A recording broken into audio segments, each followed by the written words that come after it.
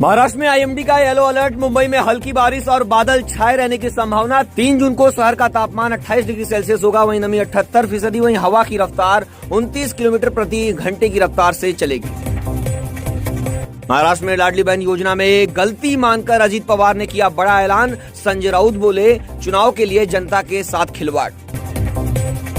महाराष्ट्र में कोविड से 2 और मौतें, कुल आंकड़ा 10 के पार पहुंचा। वहीं डॉक्टर्स बोले संक्रमण हल्का है, गंभीर मरीज भी तेजी से हो रहे हैं ठीक। रायगढ़ के पालक मंत्री को लेकर शिवसेना एनसीपी आमने सामने। टटकरे की टॉवेल के जवाब में गोगावले खेमे ने निकाला रुमाल। मुंबई करो के लिए खुशखबरी, 5 जून को पूरी तरह खुलेगा समृद्धि महामार्ग। इगतपुरी थाने फेज का कल होगा उद्घाटन, सफर होगा आसान। अजीत पवार ने चाचा संघ गुप्त बैठक से किया इंकार। विलय की अटकलों पर बोले टटकरे देशमुख। एनसीपी में एकता की चर्चा तेज, लेकिन नेतृत्व तो अब भी उलझन में। तुर्की से नहीं खरीदेगी रोबोटिक रेस्क्यू मशीन। महानगर पालिका ने टेंडर किया रद्द। पाकिस्तान समर्थन पर बढ़ा विवाद।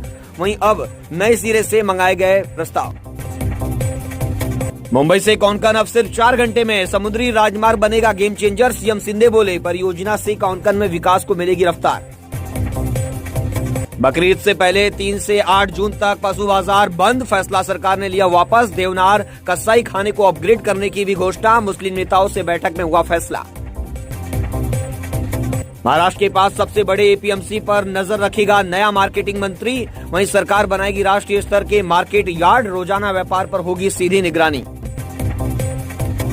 मुंबई पुलिस ने छत्रपति शिवाजी महाराज अंतर्राष्ट्रीय हवाई अड्डे पर पकड़े 2 बांग्लादेशी। नकली भारतीय पासपोर्ट से नॉर्वे जाने की कोशिश। जोड़ा 6 साल पहले भारत में गैर कानूनी रूप से ठहरा था, कोलकाता में रह रहे थे।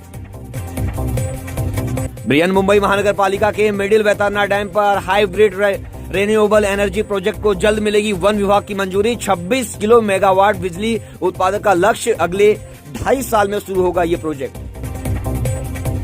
शिवसेना मनसे गठबंधन की चर्चा के बीच कांग्रेस बनाएगी अपनी स्वतंत्र रणनीति। मुंबई के वरिष्ठ कांग्रेस नेता ने कहा पार्टी को अपने कदम खुद सोचने होंगे।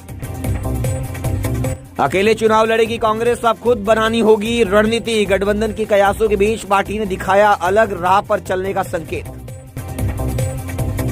टीम अस्पताल के फॉरेंसिक विभाग प्रमुख पर छेड़छाड़ का मामला दर्ज। पॉक्सो एक्ट के तहत केस। डॉक्टर और उनकी नाबालिग बेटियों से कथित दुर्व्यवहार। पति से लंबे समय से चल रहा था पेशेवर विवाद।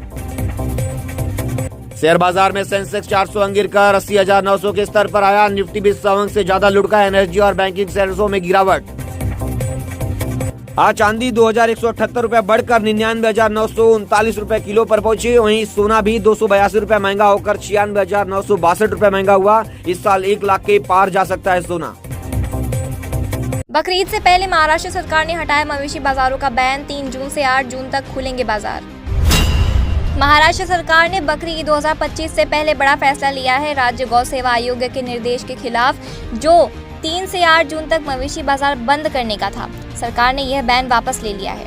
मुख्यमंत्री देवेंद्र फडणवीस ने सोमवार को मुस्लिम समुदाय के नेताओं के साथ बैठक कर इस बात की जानकारी दी। साथ ही मुंबई के 54 साल पुराने देवनार कसाई खाने को अपग्रेड करने की योजना भी मंजूर की गई है। सरकार ने कहा है कि बकरीद के दौरान कानून व्यवस्था बनी रहेगी। इस फैसले से मवेशी व्यापारियों और त्योहार मनाने वालों में राहत की लहर है। अब गेटवे ऑफ इंडिया से नवी मुंबई एयरपोर्ट तक चलेगी वाटर टैक्सी। मंत्री नीतीश राणे ने कार्य योजना बनाने के निर्देश दिए। राज्य के बंदरगाह मंत्री नीतीश राणे ने कहा कि गेटवे ऑफ इंडिया के पास प्रस्तावित रेडियो जेट्टी से नवी मुंबई हवाई अड्डे एयरपोर्ट तक वाटर टैक्सी सेवा शुरू की जाएगी। इसके लिए बंदरगाह विभाग उचित कार्य योजना बनाए। उन्होंने इस परियोजना के लिए आवश्यकता अनुसार जेट्टी बनाने के निर्देश दिए हैं।